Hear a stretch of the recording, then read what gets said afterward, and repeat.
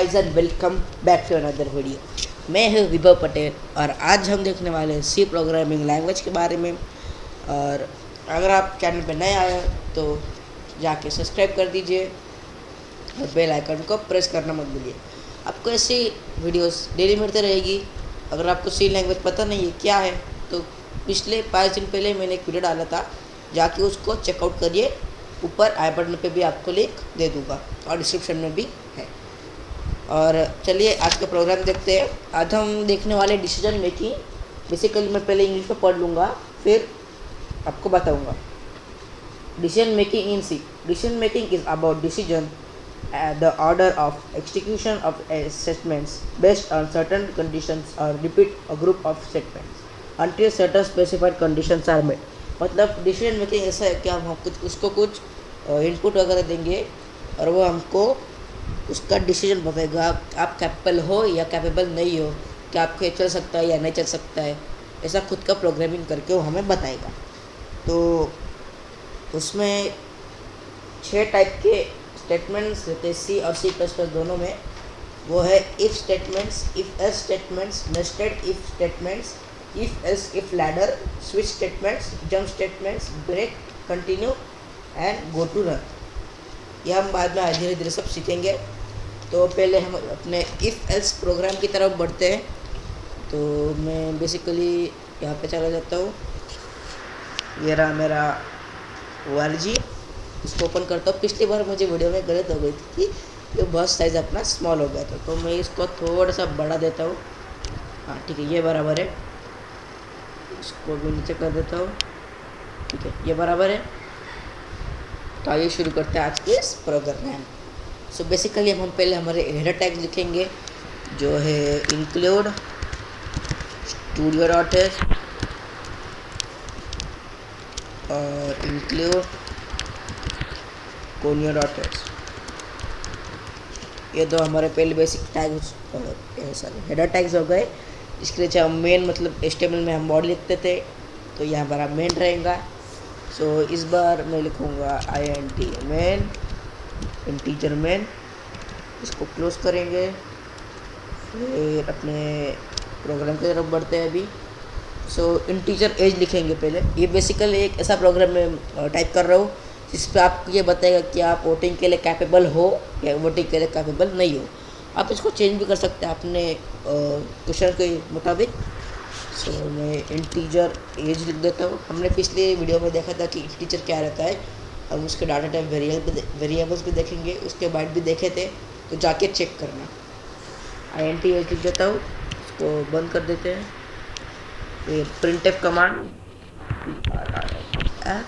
printf जो use होता है प्रिंट करने के लिए।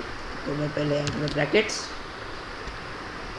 क्योट्स और इस पर डालूँगा एंटर यूर एज। तो ये हमें बताएगा क्या आपको अपनी एज डालनी है उधर। तो इसको मैं बंद कर देता हूँ। इसके नीचे स्कैनर लिखूँगा जो इसको रीड करके रन करने का काम करेगा। सो इसको भी क्लोज देता हूँ। %d जो हमने पिछले बार वीडियो में देखा था क्या रहता है।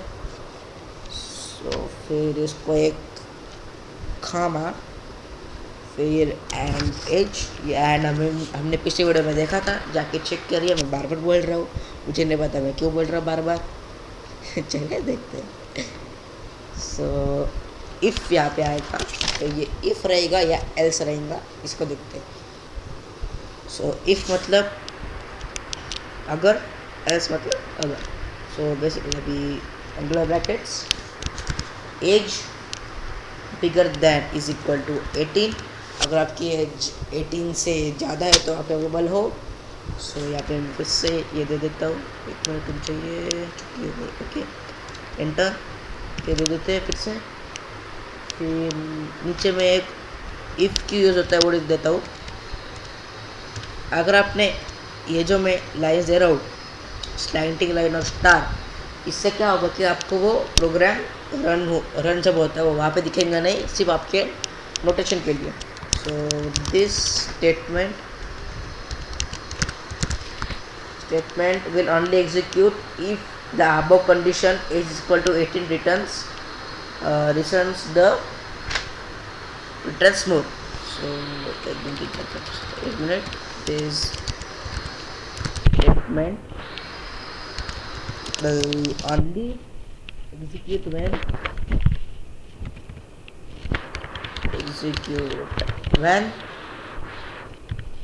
if the above condition जो थी हमारी age bigger than 18 return true. पीछे पीछे पीछे पीछे पीछे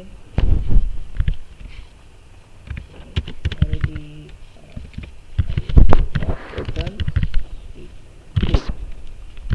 सो इसको मैं पहले तो ये प्रोग्राम आपको जब दिखाई देगा जब आपको इसकी नोटेशन है कि ये इफ क्यों यूज़ होता है। सो नीचे चलते हैं, इसको बंद किया एक बार, मैं एंटर कनेक्ट, ठीक है, नीचे एंटर, ठीक है। एक मिनट, यहाँ पे मुझे एक प्रोग्राम लिखना था, प्रिंट है, फिर से यहाँ पे ब्रैकेट्स क्यूट्स, यहाँ पे मैं लिखूँगा you are eligible for voting bigger than, अगर आपकी एज 18 से प्लस होगी या 18 होगी तो ये आपको दिखाएगा कि आप कैपेबल है वोटिंग करिए। सो यू आर एलिजिबल लिखेंगे, एलिजिबल फॉर वोटिंग, बंद कर देते हैं। नहीं चलते हैं, इसको मैंने क्लोज किया था, इसको मैं पीछे क्लोज कर देता हूँ पहले, और यहाँ पे अभी एल्स आएगा, इसका भी मैं आपको प्रश्न दे दूँगा कि क्यों हो जाता है। सो यहाँ पे मैं लिख देता हूँ कि this statement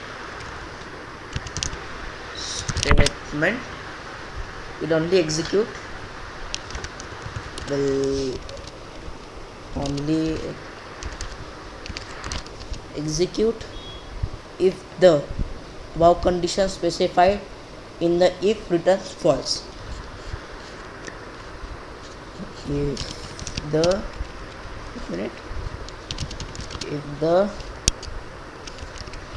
above condition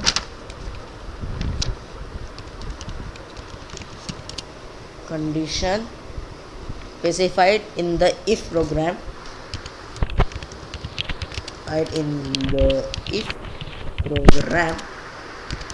will state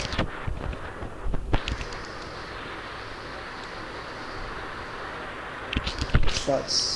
सो ये लिख दिया, मतलब अगर जो हमने कंडीशन है इफ़ ये वाले प्रोग्राम की, तो ये अगर वो कोई भी अपनी एज डाल रहा है जो बिलो 18 है, तो ये एस प्रोग्राम तब अपना काम करेगा।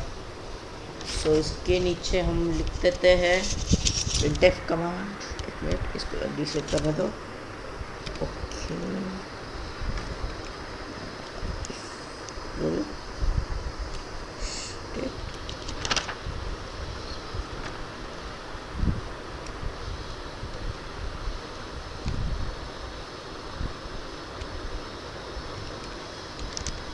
the program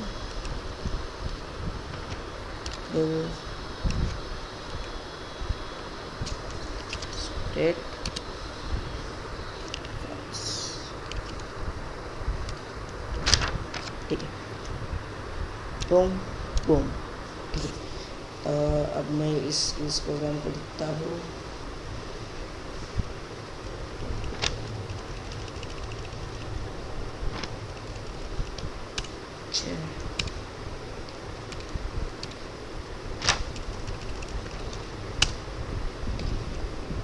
तो मैं यहाँ पे लिखूँगा प्रिंट है, इसके अंदर ब्रैकेट्स कॉमास, सॉरी क्या हो गया, कॉमास, ठीक है। सो यहाँ पे मैं लिखूँगा you are not eligible for voting, you are not eligible for voting. इसको क्लोज, इसको बंद, और ये हो गया प्रोग्राम। यहाँ पे मैं देखता हूँ रिटर्न 0, मतलब जो भी हमारा पहले होंगे उसको बंद कर देंगे 0। ठीक है, ये हो गया हमारा प्रोग्राम। और थोड़ा मैं इसका जूम कम कर लेता हूँ अभी।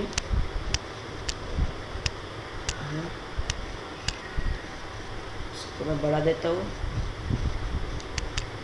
ठीक है, रुक जाओ, इसको पहले रन करते हैं, कंपाइल होने दो।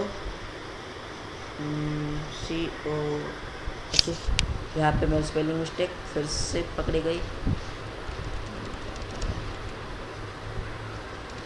CONI, okay. अभी हम करते हैं, ठीक है, रन हो गया। एंटर योर एज, तो मैं अपनी एज डालता हूँ 14। एंटर दबाते एक बार। You are not eligible for voting. अगर मैं इसको फिर से रन करके देखूँ और यहाँ पे अपनी एज 21 डालूँ, सॉरी 21 डालूँ, तो ये बताएगा you are eligible for voting. So ये इफ एल्स प्रोग्राम आज का ख़त्म हो चुका है। तो इसी कारण मैं मिलता हूँ आपको अगली वीडियो में। Till that take care and good bye.